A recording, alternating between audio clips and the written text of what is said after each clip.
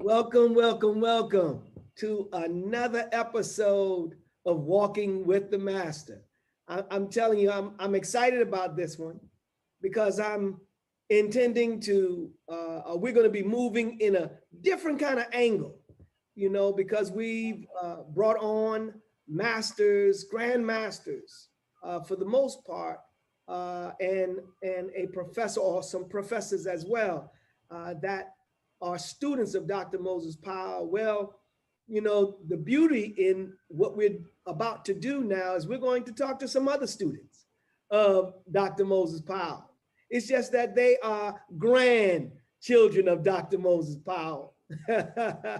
And so I'm excited. So everybody that's out there, make sure that you press subscribe, subscribe to our channel, as well as you want to let others know right now. Let them know that this is going on today, being Sunday. I'm telling you, we're going to have a wonderful conversation. And in fact, I want you to know that I'm excited to hear the conversation that's going to actually be going on. These are all students of mine, and they are managing schools and teaching students. And I'm, again, just excited to talk with them. I want to introduce you to them. All right. And we have Brother Amir Ali. Brother Amir, how are you? Fine, thank Allah. Thank you for having me on your show, GM. I'm honored to be here. Man, you don't know I'm honored for you to be here, and I have to the other side, I have Sensei Calvin on the line. My brother, how you doing, Calvin Muhammad? GM. It's an honor to be here. I'm doing well. Thank you for asking. Great. And Amir, you're out of the Texas area, and Calvin, you are out of the Kansas City area, right? That's correct, Yes, sir. sir. Awesome. And I have under Amir, we have Sensei Randall Muhammad. Us, GM, us brothers. It's just an incredible honor and privilege to be on this call with you, GM, and with the other students. So thank you. Man, you're very welcome. You're here in Chicago with me, and definitely appreciate you. And we have Brother Ricky, Sensei Ricky on the other line out of St. Louis, Missouri. How are you, sir? I'm fine. Praise be to Allah. All right. Definitely. Good. The show, the podcast. I never thought I'd be on it. You know what I mean? It's definitely a blessing because this is all about history, and that's what you're doing. You all are making history, and how about extending history? You're extending history because right now, we have touched on many of those who have started many years ago, and I'm grateful to them. And all of them have students, and their students have students, and this is continuing to go on. But our legacy is determined by what we leave behind, because if you leave no one behind, then you actually end your own legacy or life. So the life is continuous. We're promoting Doc. Doc is no longer physically present with us, but every one of you I know you feel like you know him, and some of you do know him, but you gotta still feel like he's present because we're always talking about him. And I know the love is high and strong with you all. So let's get right into it, man. I wanna get into it. And ask some questions of you. I want to first start off by asking you, well, the title of this is The Mind of a Student and the Spirit of the Master. So the question that I want to ask you in terms of the mind of a student, I want to find out from you, what do you see or consider the mind of a student to be? And it's an open question. I want whoever want to jump in, come on, just jump right on in and let's handle this business. Well, I'm gonna do the equivalent of raising my hand to be Uki. If I may. Jim, I think that's a very, very heavy question. And, you know, the more I reflect on it, I think the heavier the question gets. And from my point of view, even being a student, my mindset continues to search for ways to be a better student. I know for me, being a student, and particularly in this art, is twofold. For me, the first thing is to always be open. Every time I step on the mat, and every time I'm in the presence of you as my teacher or anybody who's instructing, I feel like it is my first time. And when I come on the mat, I come with one expectation, which is to receive everything that's given. And so that's part of the critical mindset of the student. The other to me is what you said, is that as a student, I also feel it an obligation to protect my lineage, the lineage that I'm receiving from, and the legacy. And so part of that is a responsibility of giving my all, my 100%, because knowing that someone is pouring or giving into me, I now have an obligation to receive and to display in such a manner that not only am I learning, but in my learning, I'm also protecting the lineage as well. Awesome. Beautiful. I love it. How about you, Brother Amir? Yes, sir. The mind of a student, to me, I take it to where, one, you've already submitted that you want to learn from whatever it is, whatever school of thought you're submitting to. So to empty what you may think you know, to able yourself to learn at the most capacity, not just to, not even to the level that you want to learn it, but to the level that the teacher that you're seeking the knowledge from wants to give it. Because sometimes we'll start off learning something or thinking we want to learn something and stop because we feel that we are equipped with what we have and not understands that the teacher is giving it to us in a certain level or degree, because as a student you can't learn even if you learn everything that's on paper in one day, you can't understand everything that you learned on that paper. So a teacher, when teaching you, is taking you through a process. So being a student, you have to learn how to learn and be patient with that process. So the mindset of a student is definitely learning how to be patient and not having to, you've already submitted to that mind that's higher than yours. So not necessarily needing to know the why and the how to everything, because that, and trusting that that teacher is going to give you all of that you need to know to equip you in that endeavor.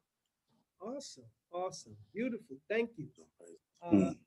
Brother Sensei Randall, let me hear from you, sir. Yeah, I mean, I thank them for their answers. I agree with much of what they said. The one thing that keeps coming to my mind is coming from one of my first life commitments was to learn music, and you got a million piano players, a million trumpet players, a million whatever they may play. But when you have a discerning ear, you can tell the difference in each artist, even though it's the same instrument. Hmm. And so what I started realizing is that the spirit of the human being is also at play, even in whatever it is that they're learning. So to me, the other part of being a student is not just trying to mimic or you have to start at ground zero, where you have to learn the alphabet, then you learn how to put the letters into words, and you learn to put the words into sentences. But at a certain point, I think it's also important to understand the spirit of the word, you know, to understand the spirit and the motive and intention of the person that you're studying as well. It kind of goes twofold. It's kind of like, I mean, I love to use this analogy, but you know, when we saw that concert of Minister Farrakhan, he did the what was it, the Mendelssohn piece that he just aired, and he said he went and he studied the life of Beethoven, and he went into his mind to understand what circumstances made him what he was. What was he going through at the time that he composed this and composed it? It allows you to really become a full student of the person, because you have to take on you have to understand them inside out, so to speak, not just the outer shell of what it is that you're learning. Awesome, awesome, beautiful, Sensei, beautiful.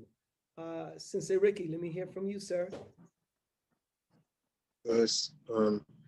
What comes to mind with me is I just try to give my all. I think that's very important when you come into a classroom, on a mat, or in anything that you're trying to learn. Just try to give your all. And because what I noticed about myself is when I'm on a mat or when I'm in the class, I don't understand a lot of the stuff that you do or say, but I just try to give my all. And I try not to guess. When I have doubt, I ask a question. And when I practice more and my ability grows in whatever art that in the style, then what you gave or what you give might have been a year ago, 2 years ago, it comes out because I soaked it up. So I would say that, you know, trying to develop the mind of a student or developing the mind of a student is just to give your all and be willing to just submit entirely. And another thing is be willing to practice. So in the martial arts, our way of study is to practice. So you have to be willing to practice. And when nobody's watching, so this submit, that's how I view it. All right. Thank you. Thank you. And that's very good with respect to submission. So when submission is said, what, explain, give me some, for instances, with a student submitting to a teacher. You all have had the opportunity to work with students, to work with someone who you are sharing what you have. And in working with them and you're sharing what you have, there are various minds that come into play. So I'd like to hear, you know, your thought as to submission of a student, and what does that look like? And we can also say, well, what is as expected of a student in terms of submission? Who would like to start off with that? I guess it's you, Brother Calvin. Yes, sir. Yes, Man, that you know, these are some really reflective questions. And you know, as I stated before, I've learned, well, first of all, there's a stigma behind submission, right? Where people associate submission with the giving away something, or especially with men, sometimes we look at submission as something that makes us less than. But submission in reality, what one is really doing is checking their ego right then and there, because if you don't submit at a certain point, then bad things befall you, right?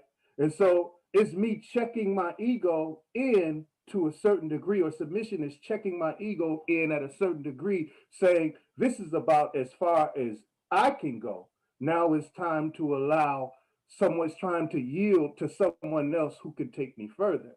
And so when dealing with students, and I learned this from being a student, because my mindset as a student is not the same as it was when I first started. It's not the same as I was 5 years after starting. It's not the same as I was 10.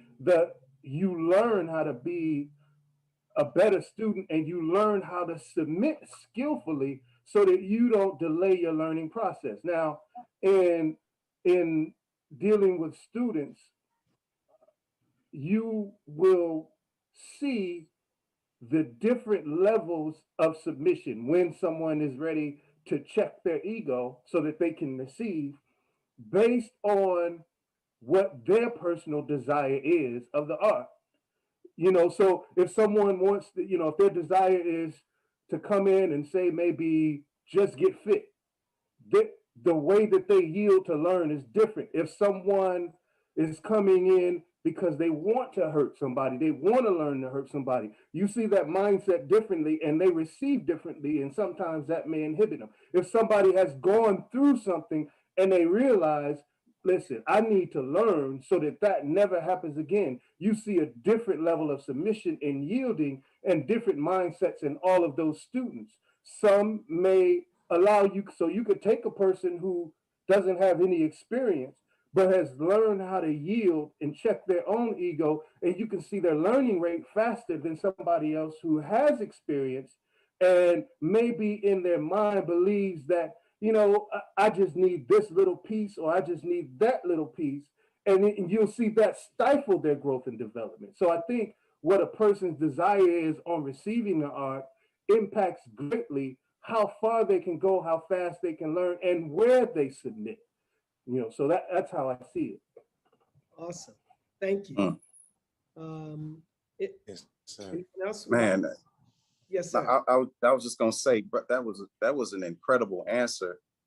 And only thing I could add to it is, as you were talking, I was just thinking, it's almost like the student, to the degree that they empty themselves, to the degree that they give of themselves and remove themselves out of the pictures, to the degree at which they can receive. So if I'm only willing to give and submit just a little bit, I can receive just that much. I'm just going to get just a little bit. But to the degree that I can remove Randall all the way out the way, just knock him out the picture, remove my opinions, my concepts, my thoughts, my way, and just let the teacher fill me up. I mean, that's when you win. Beautiful. Thank you. Thank you. Anyone else on that particular topic? Yes, sir. Yes, sir. As far as how it relates to students submitting to a teacher, the first seminar that we had in Dallas when Brother Celeritis, Sensei Celeritis came out, it was a particular martial artist that was, saying comments about the art, and myself and Brother Matthew had told him, because we were asking ourselves, because we were just starting to train. And so, he answered them. And when he did the particular demonstration, he handled the situation and addressed the concern so magnificent that the particular martial artist brought a couple of his students, and his students came to Sensei Celeritis after, asking him to teach him the moves that he was demonstrating. And so then when we were back, just, debriefing, talking to him about it, he said, I just pray that I reflected GM out there, his spirit, and how he would have dealt with the situation. And myself and Brother Matthew were like blown away, because we thinking like, God, like, show him, like, and he handled him so gracefully. So in that, he said, I this is the point of the story. He said, I pray I handled it how GM would have wanted me to, because I didn't want to go out there with Celeritis' mind. I wanted to go with his mind and the mind of the Honorable Minister Louis Farrakhan, how they would have wanted me to handle it. And I was blown away, because that was like the first time that I started to see it, you know, the question that you're asking. And then when I was assigned, when I first came back from New York, when myself and Bro Matthew finished testing, and you were like, you know, all right, get going. They were like, hey, can they train? And I was like, nope. And you were like, no, sir, start training. And I'm like, man, how? I just learned and I can't. And you said, you can't tell me what you can and can't That's do. right. Like, who's the teacher? And I'm like, yes, sir. You know, I didn't know what I can do and what I couldn't do. I just started showing what I did learn. And then through that, I start seeing what it was Celeritis was saying, because things that you had taught us that I didn't know was in my brain, when particular brothers or sisters would say or ask those questions, I had the answer because that question was answered before in a way that you answered it. So by having that answer, I gave the same answer that you gave me. So I hope that describes submitting to the mind, because it's not my information to share and I don't know the answer. So the best thing to do is just answer the way that I was answered and pray that I gave it the way that it was given to me in that spirit. So Beautiful, yes, sir. beautiful. Love it. I love it. Brother Ricky. Yes, sir. It's kind of unfair to go last after all of this. But I agree with everything that, and you know, to submit, I find myself, especially early on, I just wanted to be like you. You know,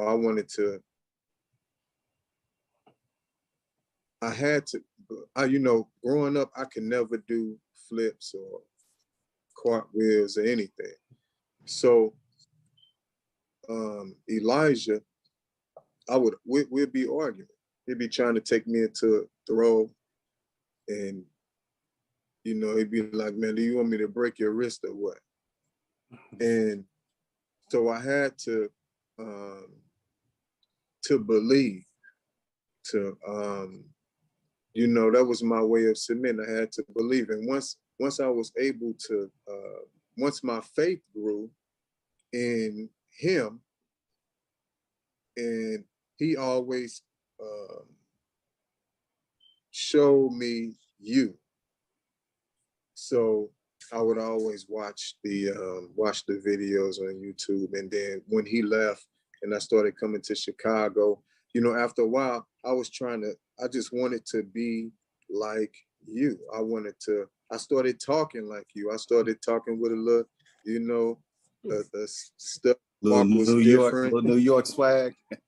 I mean, I really wanted to be good.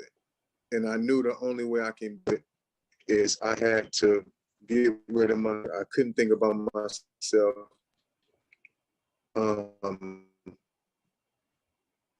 And the other day, you know, I tow cars now, and I've been teaching people how to tow cars.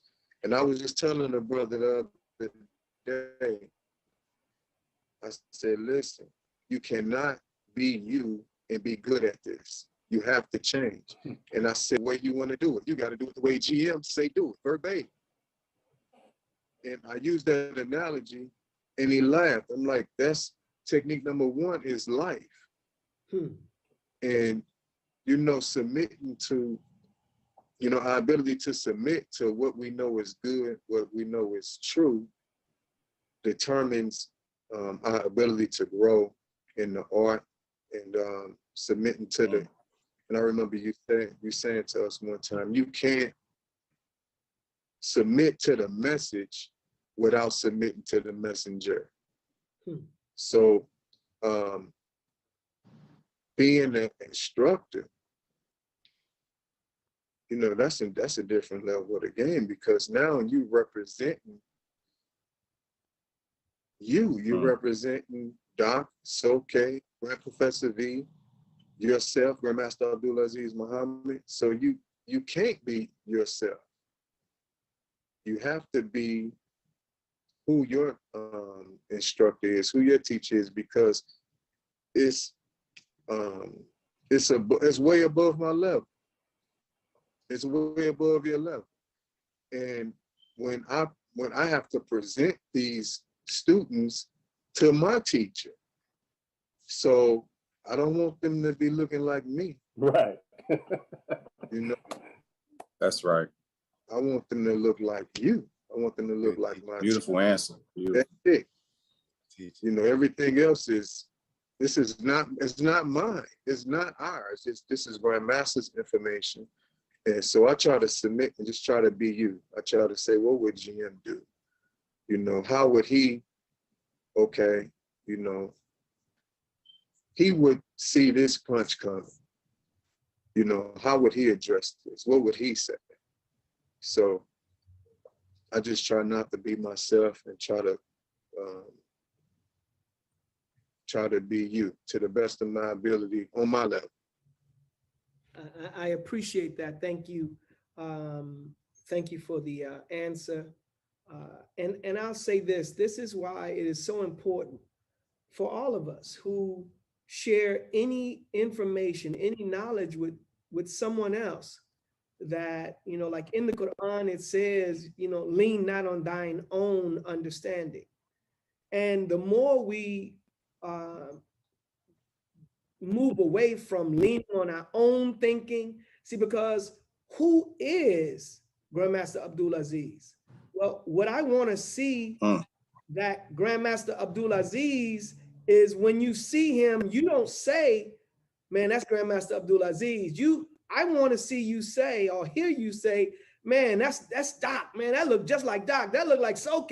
I mean, I want you to make those references, because it means that I am perpetuating what came before me, as opposed to making me the exclusive object. Well, so now that I have students and students of those students and so forth, that creating families and whatnot, if I don't share and bring to you who gave it to me, then I make myself the beginning of the lineage, which one causes the lineage to be reduced, made small, because I am not the greatest. I am one who is doing my best to share with you and with others, my teachers. So I always bring you to my teachers, and I always bring my teachers to you. So that I don't want to be that one. Now, there are those, you know, masters that make themselves the exclusive object. And, you know, that's what they want. See, but when you get on the mat, you have to leave your ego off the mat, because bringing the ego onto the mat can cause someone to be hurt. It can cause someone to be injured, or even yourself, you know. So I just wanted to say that, you know, it is important that all of us, that when we should all do the same thing, which is promote our teachers to our students. And as long as we continue that process, the student will understand better when they look at the beginning of where this came from. And of course, you look at the beginning by looking through those who's right in front of you. You just have to make sure that the doorway is open. The door is open, so that when you are sharing, that your door is open for them to see through you at your teachings. So that's, let me just leave that for a moment. I want to get with you, because you all are, again, sharing knowledge with others. You're sharing knowledge with others, and there are some students who come in. Now, I can say that there are black belts that do the same, because, you know, every time you hit a particular level of rank, depending upon where you see the power, you may uh, see that as an end, meaning, I get someone to black belt, and then now the black belt moves on and does not continue to seek wisdom from where he got it. So you have younger students. You have your not younger in terms of age, but in terms of the time that you have been exercising your skill. So it can be a 50-year-old man that has been on the mat for 2 weeks, but he's not 50. He's not 50 years old on the mat. He's just a 2-week infant in this training. You see, but if ego is such that when you come before someone, and I know that you've all had to teach someone older, you had to be with someone that may have been older than you. You had to teach someone that was a woman. You had to teach someone that was a child. You had to teach various ages. So my question to you at this point is, when you find someone coming into the dojo that is an infant in training, it was mentioned earlier that sometimes they come in believing that they know what they want. I've had somebody come in and say, listen, all I want is, I want to go right to it. I want to learn the stuff that is only going to take 2 to 3 minutes to take somebody out. I don't want to go through all of the exercise. I don't want to do all of it. I just want you to teach me this. So I want to find out. Give me some stories that you may have of some student or students that have come in with a particular mind, and then you had to do something or say something to help guide them into where you wanted to take them. So I open that up to you. Who would like to hit first? Now, remember, you may be last now. So, man, that's a deep question, Gian. Well, I mean, it's something that you get faced with. Okay, let me kind of modify. I'm going first. Huh? Can I go first? Yes, sir, brother. Says Ricky. Go ahead. Yes, sir. What came to mind?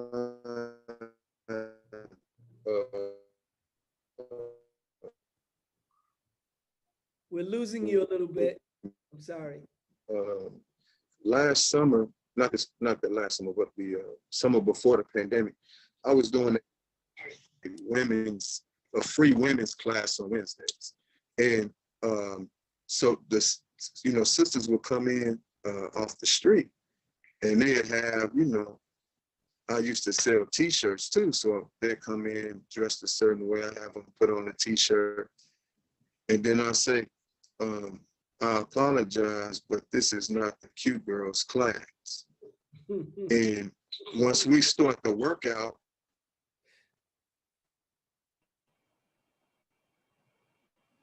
we're gonna have to get there. Once we start the workout, go for it. 10 minutes,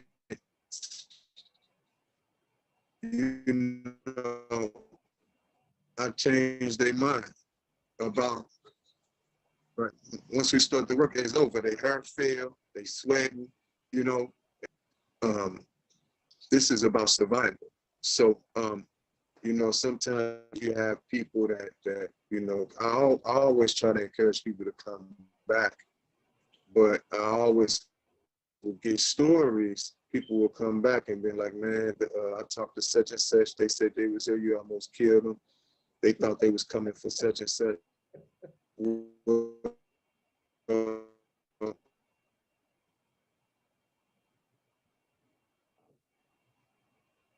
Man. What I learned in the art is that if you can't breathe, you can't do anything else.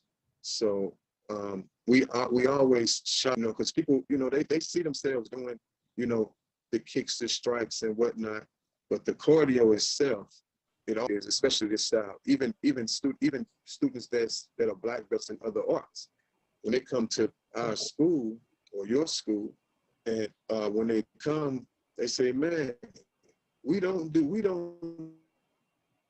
this," you know.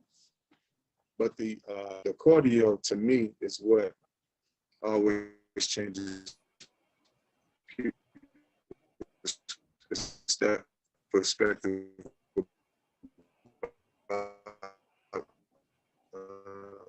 the style that we have. Yes, sir. Well, thank you.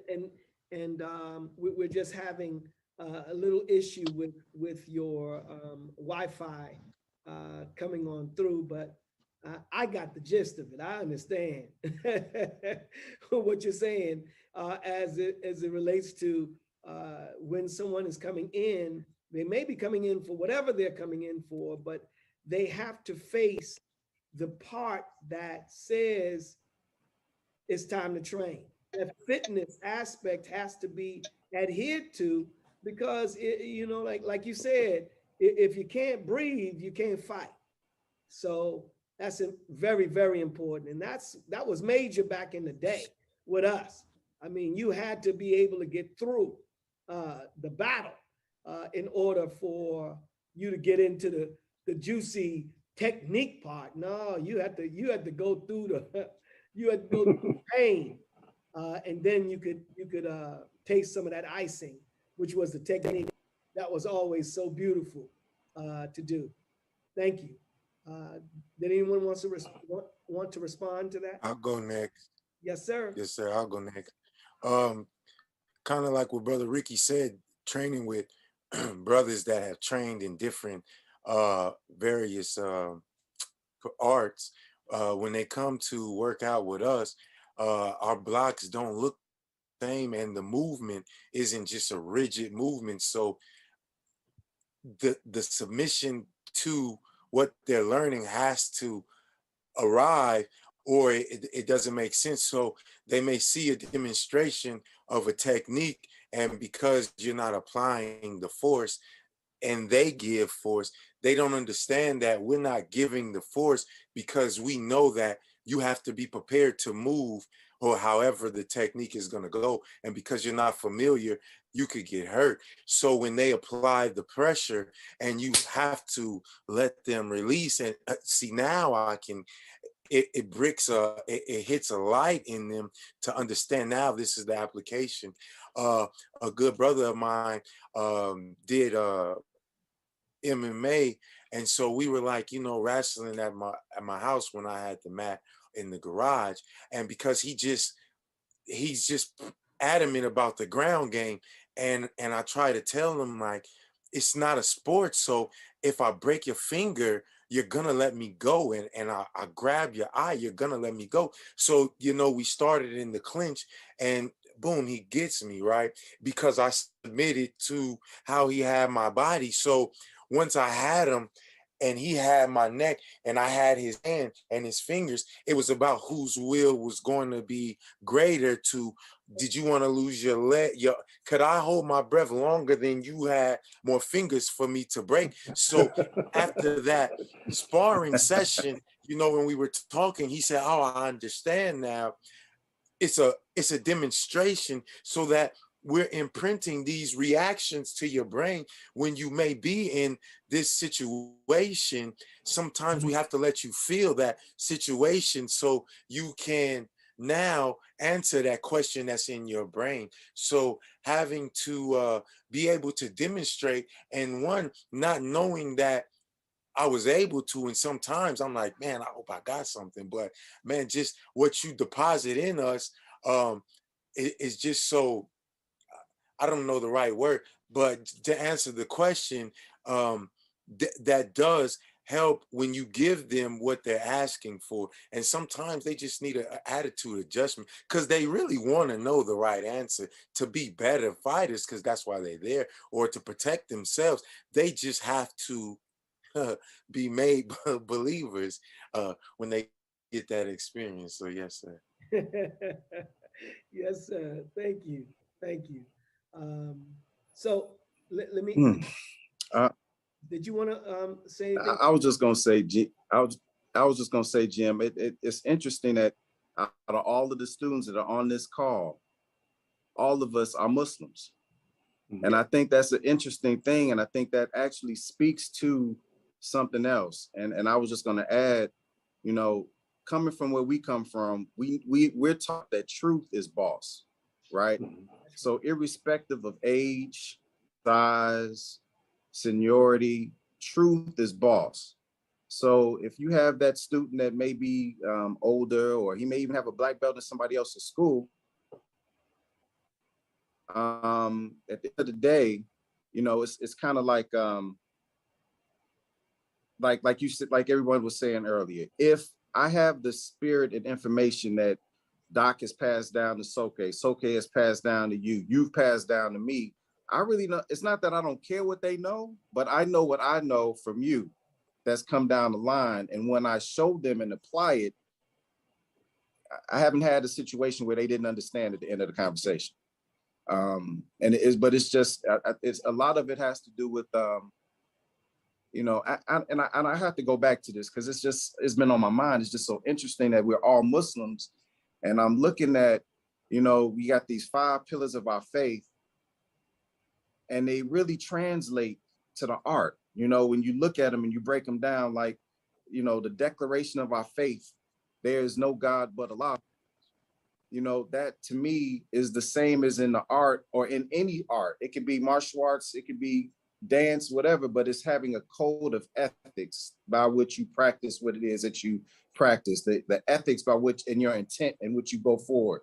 Then you got your prayer, and prayer to me is a system of affirmations married to physical movement. That's kata, you know, that's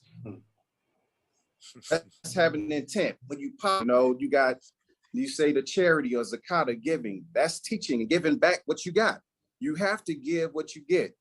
I remember the minister talking about us getting fat, you with knowledge, and you physically start getting fat if you're not giving of yourself. And then the fasting to me is about sacrifice. What are we willing to give up for this, for the knowledge and the journey that we want to embark on? What are we willing to give up? Because you got to give the most precious thing that you got to really get, and that's your life and time. That's what you got to give. And then pilgrimage to me is symbolic of just the struggle. And I'll never forget you said this to me, Jim, and it really impacted me. And I have to bear witness to it. You know, you said out of all of the students, you have, out of many of the students, I won't say all and qualify it that way, but you never had a in your training. And that just impacted me. So that's the pilgrimage. You stayed in the struggle with self the whole time. You never backed up. See what you've grown into. And so I'm just inspired. I'm praying to Allah that all of us can do the same thing and just never give up, keep moving. Man, excellent. You know, we've been taught also submission is the key. And our job in truth is to show and help others to submit. Sometimes in order to get someone to submit, you have to apply laws, put laws into action. And what law is it? You know, push-ups, sit-ups, you know, pressure. You know, you have to apply a level of pressure to make one understand. Unless they submit immediately, and then the technique can then continue and flow. But the more resistance, the more pressure. The more resistance, the more pain. So it is important that when you, family, that's looking, and you desire to be better, then whatever it is that you're trying to be better at, you have to submit. That means you have to lower yourself. Sub. You got to go under in order to get over. So you got to submit yourself. You have to give way to whomever you are learning from or studying, and not try to look at yourself as though you're equal with. Us. That's right. The only one that can make that determination is Almighty God anyway, Allah. But when a teacher is, when you come to someone to learn, you should submit. You should submit your mind, your spirit, and you're submitting your body to them in this training. And it becomes a problem when you don't do that, because it's like the story of Moses traveling with the wise man. And that story of Moses traveling with the wise man, it speaks to someone who wants to learn from someone, but when that person who is the teacher does something that you are not familiar with, you question him or her. Now there's women, I have black belt women as well. That's right. But you can question, or you question him or her, which then puts you in a position or state of judgment. And the minister, in closing the gap, spoke to, transition. And when one is in transition, first of all, you want to keep moving.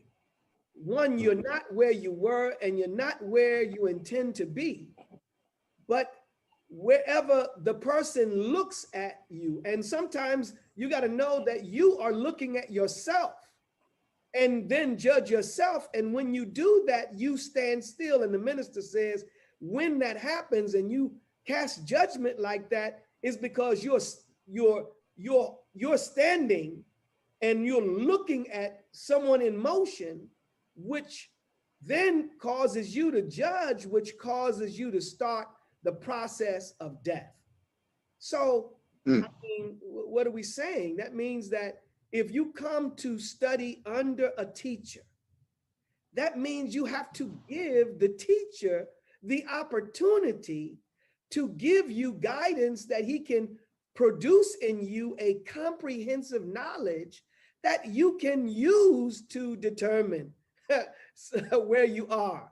You can determine it. So when you make black belt and when you all hit black belt or whatever level you may hit, the question is, did you get to the point that you think that you are now where you're supposed to be? That means you've stopped. And I'm only saying, brothers, that it is important for us, and I'm talking to the listening audience, no matter if it's a son to his mother or his father, or her mother or her father, when you come in and you question the teacher, because we know the mother is the first teacher, and you question your father who has traveled the road that you're already on, that you're moving to, you question them, and then sometimes you believe that you know better.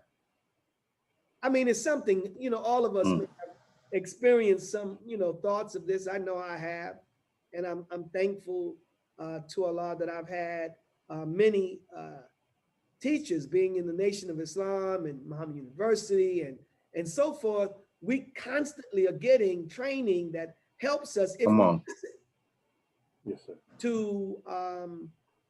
to be directed properly. So I just want us to think and remember that in terms of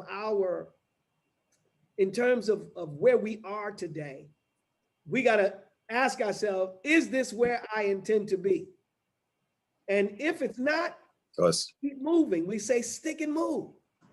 Keep sticking and moving. Don't stop. Once you stop is where you can become a target. And you don't want to be a target. You want to make someone else the target if you are with them, but you got to continue to move so you can open up that opportunity. So yes, sir. I want to ask maybe a final question, or going into our final question here. And that is, where do you see yourself going from here? What is your direction? What is your intended target at this point in terms of your life in the art? So I'll open that up for all of you, not just anyone. Now listen, we know that everything that exists constantly is undergoing change and transformation. So what you say today may not be what is going to be tomorrow, because once you get to it and you're still alive, you still are looking to progress. So that may change, but what is it right now? What are your intentions? What do you plan on doing with this life and with this art that you've been given? Whew, GM, and I want to say to those who are listening, I hope you know we didn't have these questions ahead of time. These are some powerful questions. So in true GM fashion, we are definitely learning. That's that question as you were asking it. I was reflecting, because in order to really answer that, I have to understand where I am right now. And that's in terms of the art and even life. And, I have to be honest, and I have to say, ever since I've been with you, there's never been a time where you put something around my waist where I felt like, yeah, I got this, I got all of this, right? I've never had that feeling. If anything, there's always been the level of shock, like, are you giving this to me? In the sense of, I always know that there is still room to grow into, even where you recognize me.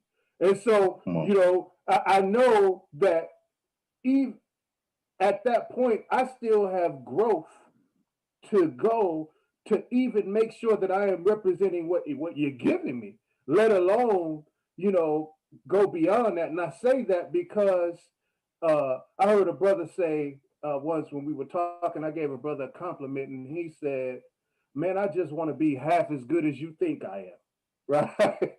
And so in my pursuit of the art, I want to reflect present time. I want to reflect what we have and your expectation of where we should be. I want to reflect that well. Now, going forward, one thing I know for myself, I've always loved the art and I've always learning. And so learning in and of itself gives me a certain high, gives me a certain joy.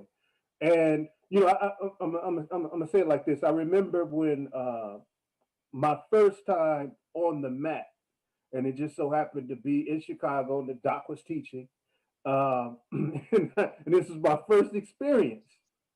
And he came up, he did the technique, boom, boom, boom, boom, boom, boom, boom, right? Got the uke back up. He did it a little slower, boom, boom, boom, boom, boom, boom, boom. Then he did it again, but he would pause at certain points. And that was his way of communicating. Okay, you see this? You see this? And then after that, he was like, okay, let's go to work. Each one, teach one. And it was my first time. And I was like, I don't have that. I do not have that, right? And I was there with another brother. This was our first time. And I'm sitting here like, oh man, I know I don't have that. So I had a decision to make, right? And one decision was the decision that I seen some do, and they just faded off the mat, right? Like didn't even try, just faded off the mat. Mm-hmm. Or the other decision was I could yield, I could check my ego, and the only way I was even gonna get started learning was to ask someone, right? So I say that to say this. One of my goals on where I want to go into this art, I want to strengthen my relationship with my teacher, right? I want to continue to open up, because I know, as Brother Amir was saying, I remember when I learned how to roll and you said, okay, you got it, right? But I know that my role has continued to improve and I still learn how to do it better. So I know when you were saying you got it, what you were really saying, you got it for right now. There's still a lot of room that you have to grow in that. So I want to keep exploring those right now levels and seeing how far we can take it so that I can extract as much from, number one, you as my teacher, but number two, to ensure now as a representative that what I'm passing on, I got to take Brother Ricky's example. My ultimate goal is that as I'm passing on what you're teaching, when you have an opportunity to meet them, that you can see yourself in them. I don't have what to be, I don't want you to see someone I'm working with and I don't want you to be like, yeah, that's clearly him. That's not me, right? I want you to be able to identify. So that's how I want to grow. As the doc would advise us, while we have those of our teachers amongst us, it's our duty and our responsibility. You're emptying your vessel. So I want to continue to expand my vessel so that I can give, so I can receive as much as you can give. Thank you. Beautiful, beautiful answer. Thank you. Go ahead, brother. Yes, sir. I'm gonna try to jump because I know it's gonna go hard after those two. But one thing, as I'm gonna say what Brother Calvin said, because that's the exact goal of us all, but just in my expression. One thing that I've learned, you really, being a student, when you now have to teach, it's so much in that you learn about yourself. And so, particularly working with my wife, I was being impatient and we were on camera. And I was like, I forgot the camera was there. And I said, yo, if GM sees me getting upset, like, I'm gonna get in trouble because he doesn't deal with me like this. So how dare me get upset with my wife? Like, and I'm not, going back to Brother Calvin, I'm not worthy of what's on my waist. So how dare me treating my wife like that? I'm saying that to say, to continue this journey, because it's not just martial arts and knowing how to fight that I'm learning about myself. And religion is so good. However, the spirituality that you learn from martial art gives you more insight to what you are learning in whatever denomination of religion that you study, because it's not just Muslims that are students of GM. So knowing that, seeing how you deal with everyone from all walks of life makes you have to open your breast. So continuing to increase my service to help get the art where you see it, as Brother Calvin said, and as our late great our brother Sensei Mike, I used to discuss with him how, man, we got to take the art as far as we can to help our teacher, and so just making my word bond to my teacher and to our brother is where I see, and that's one thing that motivates me to train. As Brother Michael always say, train more than you sleep. Just yesterday, I was calculating my sleep. So I'm like, man, you got to sleep so much. How can I train more? Because I can't just out-train. So I'm start realizing, like, this right here is training. Reading is training, and just marrying everything that I do into a form of training is where I see it. Because, man, it's not just martial arts, man, that we learn from you. So being a reflection of my teacher, as we see you again, this pandemic has just been such a great experience to see you and Soke, to see how it is. What you give us is what they teach you, and then into your expression, though, because it's not like you're just a robot of them. Is you take what they teach you and make it your expression. But it's so beautiful because you still see your teachers in you. So I'm saying all of that to say, ridding myself of doing the rising block. I want it to look like you doing my rising block, because I know that my rising block isn't going to save lives out there. Wow. So whoever sees something in me to want to learn, that I'm continue to better myself so I can give what it is that you would give them if you were physically here, no matter where I am. And it's so important. And I'm going to be quiet after that. I had on the shirt like this of Doc, and I was at Home Depot, and this older gentleman said, "Do you have a card?" And I'm like, "What?"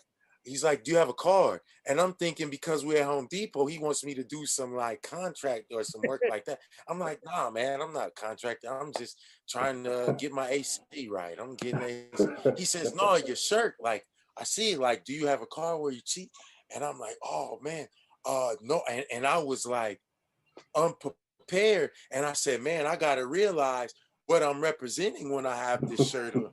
I just have it on because I'm a fan, you know. Like, I love Doc and I love my teacher. So I'm wearing it for me, but it's bigger than me." And so that made me realize, like, yo, you're always representing.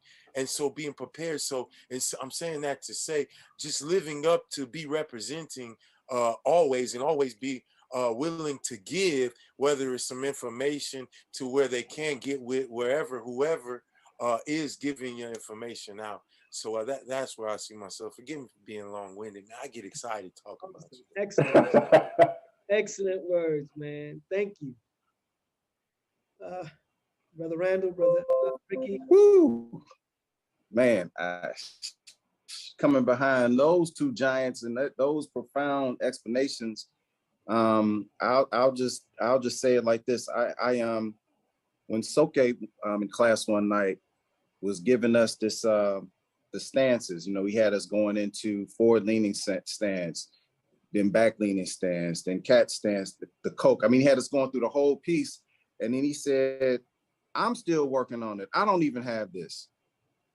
I said to myself, now see, that's, and then I watch you, GM, when Soke's teaching, you're just a fresh student, like it was like you got a white belt on your waist. So my aspiration is just to have to keep this white belt mentality, inshallah.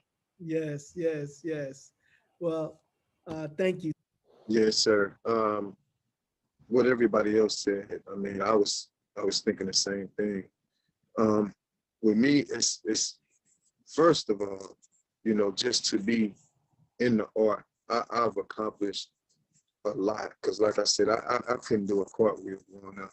So for me to fly over a few chairs, you know, that's big to me, you know.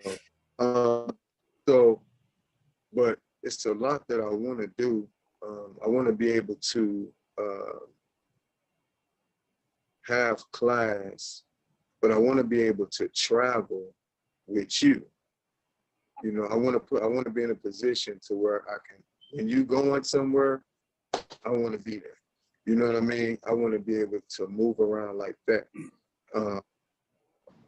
And I want to have a fitness center. You know, it's I don't want to give up my idea like that. I forgot to tell you. That's right. Don't let them see all your, don't let them see all your stuff, huh? It's a lot that I want to, but the main thing that I'm trying to is to grow more life. You know what I mean? Because, you know, in the martial arts, I ain't gonna lie, you know, I lost it. It's to Chicago every week. Just I ignored a lot, you know, my life and growth. If I can get my yellow belt in life, you know what I mean? And but also expand your name, financially, like I said, to move around you wherever you at. I want to be able, because I like to, so, but the more, and the more I learn, the more I can become a better instructor, better representation. So that's what I'm trying to do. Well, what I was saying was martial arts to me is life, and it doesn't matter what your rank is at work or at school or even in the art. If you still struggling, suffering in life. So I'm trying to balance this thing out to the best of my ability so I can grow on every level and just be a better reference of the nation of Islam. That's it. Thank you. Well, you've all really edified, our teachers and myself, and I've been edified in the sense that your words help me to understand better, and I thank you for teaching me in this period of time. I really appreciate it. I appreciate you all for just stepping up and becoming. I mean, there's so much more that I can go into in terms of how you actually came about and what you had to do. Many don't even know. They don't know. But we're going to have another time, another opportunity to share some knowledge and words. And I know now you're ready. See, because, a little while ago, you like, I don't know what is going to happen. But now that you got into the fight a little bit, you understand what it is to get hit, and once you understand that, then you can hang out in the ring a little bit more. So I want to thank you all. Thank you all for being present. I love you all. And listen, family out there. Love you too, sir. We love you too, Gene. Man, I hope you all got something from today. I did. And if you heard anything and anything made sense to you, please take it, put it into your cup. But you may have to empty some of your cup, if not all of it, in order to get something else in. So again, thank you very much. Again, let's make sure that we share with others what you've seen today.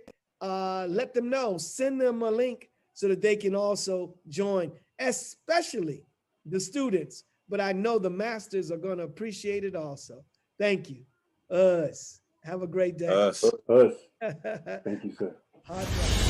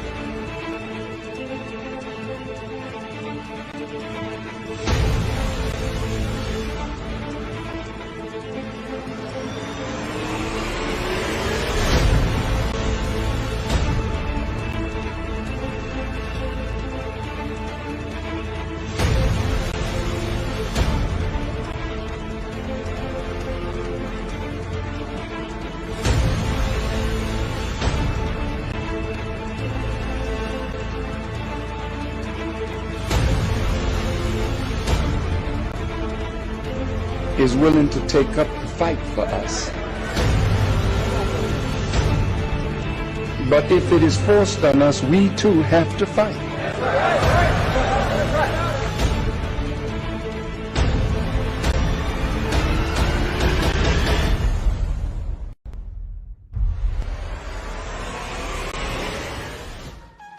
Every student of a master here today, you reflect your master teacher.